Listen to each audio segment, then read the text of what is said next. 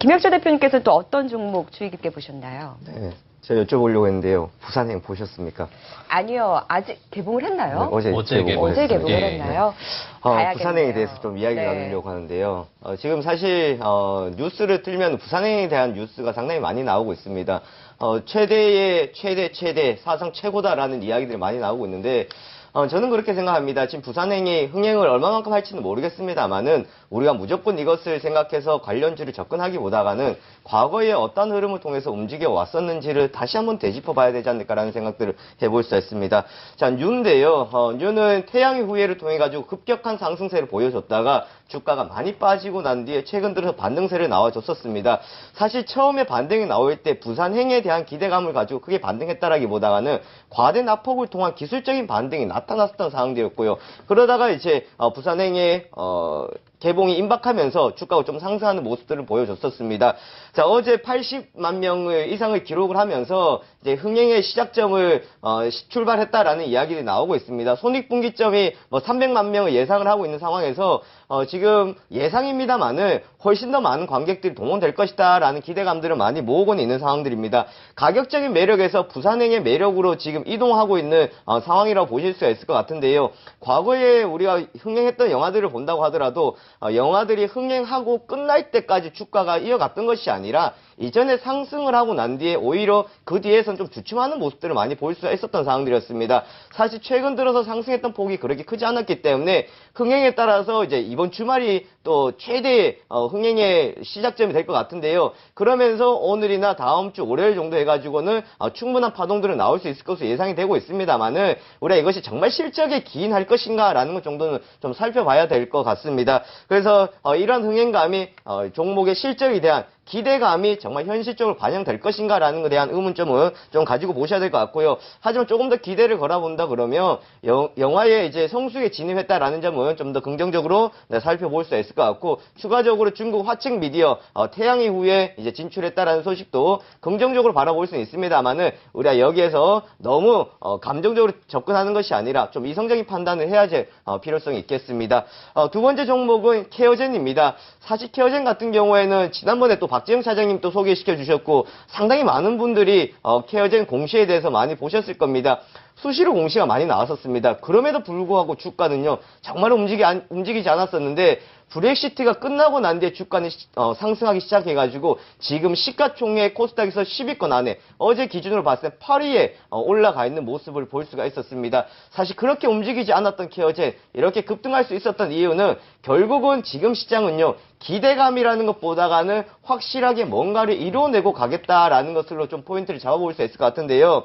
신규 상장에도 불구하고 실적 기대 2년차 징크스가 없을 것이다 라는 것이 가장 큰 이유가 되겠고요. 영업이익률이 50% 육박한다라는 점도 긍정적으로 살펴볼 수가 있을 것 같습니다. 그리고 가장 컸던 것이 급등안이 나왔던 이야기 중국 시장이었습니다. 조인트 벤처 설립한다라는 이야기가 올 초부터 나왔었고 지난해 이야기도 지속적으로 나왔습니다만은 이것이 마무리가 되면서 7월 초부터 주가의 긍정적인 모습들을 보여줬었던 상황들이었습니다. 그래서 중국 업체들과의 시너지 효과를 기대할 수 있다는 측면도 볼 수 있을 것 같고요. 그리고 글로벌 시장으로 봤을 때 7조 원이 넘는 헤어필러 시장이다라는 또한 긍정적인 흐름으로 보시면 될 것 같습니다. 앞으로 어제 헬스케어 관련 업종들이 좋은 모습들을 보여줬습니다만은 우리가 좀 더 미용 관련주에 좀 관심을 가지고 피부 그리고 보톡스 이런 쪽에 좀 관심 종목으로 두시는 것이 좋을 것 같습니다. 김혁철 대표님 또 어떤 종목 사연이 있다라고 보셨어요? 네, 요즘 포켓몬고 때문에 VR, AR 관련주도 특히나 AR 관련주들이 급등세를 나타내었었고 한빛소프트나 M게임 급등의 흐름들을 보여줬습니다만은 게임주의 대장이다, 모바일 게임의 대장이다 할 수 있는 컴투스 다른 모습을 보여주고 있습니다. 사실 포켓몬고가 처음에 흥행한다라고 했을 때 그런 생각을 했습니다. 분명히 컴투스에게는 안 좋은 영향일 텐데 게임하는 사람들이 포켓몬고에 많은 관심을 둘 텐데 라는 생각을 충분히들 많이 가지셨을 겁니다. 한편으로 봤을 때 주가가 떨어지지 않는 것에 대해서 좀 의아해하셨던 분들도 계실 것 같은데 처음에는 좀 가격적인 매력을 통해서 주가가 뒷받침됐었다라는 상황이었다 그러면 지금으로서 이제 투심까지 좀 많이 얼어붙지 않았나라는 않나라는 생각들을 해볼 수가 있습니다.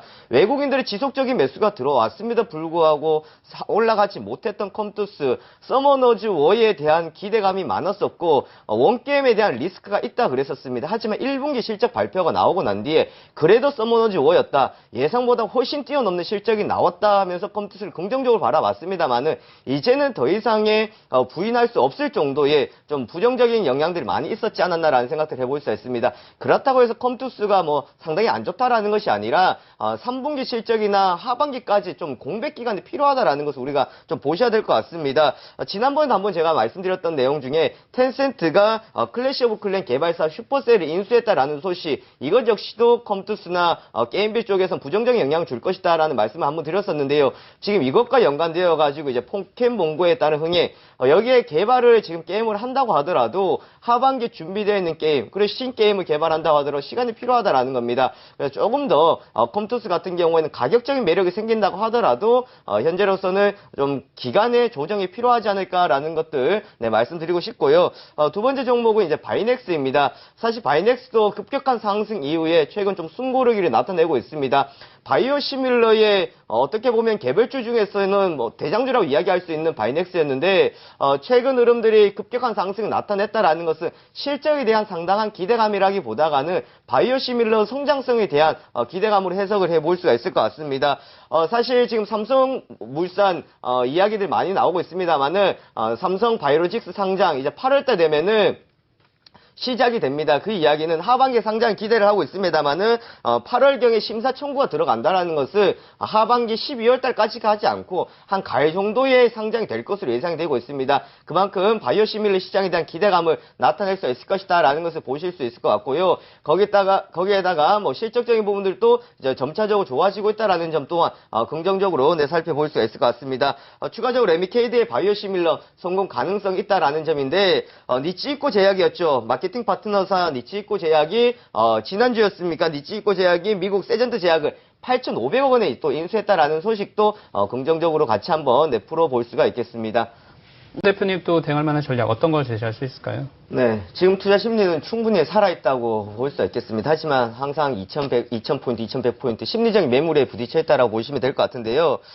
지금 투자 심리가 살아있다라는 것은 그만큼 뭐 시장 상황들 정상적인 조정을 거쳐가고 있다라는 겁니다. 뭐 특별한 상황들이 아니라 시장 한 단계 레벨업을 해서 올라가고 있는 상황들이기 때문에 충분한 하방 경직의 흐름들이 나타날 것으로 보여지고 있겠고요. 심리적인 매물을 통해서 약속하지 않은 약속, 매도 물량들이 나오고 있다라는 것 정도만 참고를 하시면 될 것 같습니다. 그러면 지금 시장의 분위기를 보시면은 그만큼 개별주들의 움직임, 테마주들의 난립이 나타나고 있는 상황들입니다. 자금줄들도 좀 시소 게임이 나타나는 것처럼 한쪽이 테마주가 움직이고 그 다음에 또 따라 움직이는 상황들이 많이 나타날 수 있는데 이것이 조금 흐름들이 뒤로 가면서 좀 주춤해질 가능성들이 있기 때문에요. 이렇게 접근하실 때는 좀 옥석가리기가 필요하다라는 것 정도는 참고하시면 될 것 같고 마지막으로는 이제 외국인들의 지금 어마어마한 삼성전자 순매수가 들어오고 있습니다. 이 영향이 코스닥에서 주고 있겠죠. 그만큼 반도체나 스마트폰 관련주들이 최근 들어 좋은 모습들을 많이 보여주고 있습니다. 자, 이런 관련주들 같은 경우에는 과거에 비해서 상당히 많이 하락을 했었고 실적도 조조하면서 많이 내려왔습니다만은 이제는 어느 정도 기술적인 반등과 삼성전자의 호실적을 통한 부품주들의 수혜가 기대가 되면서 관련주 움직였다라는 것을 봤을 때에 우리가 접근하는 상황에서는 앞서서 말씀해 주셨다시피 반도체 쪽에서 이제 뒤늦게 움직이는 관련주들 우리가 참고를 하시면 될 것 같고요. 그리고 스마트폰 관련주 쪽에서도 8월 2일 날 갤럭시 S7 노트 이제 언팩 행사를 가지게 됩니다. 또한 관련주 좀 우리가 관심을 가지고 보시면 될 것 같습니다.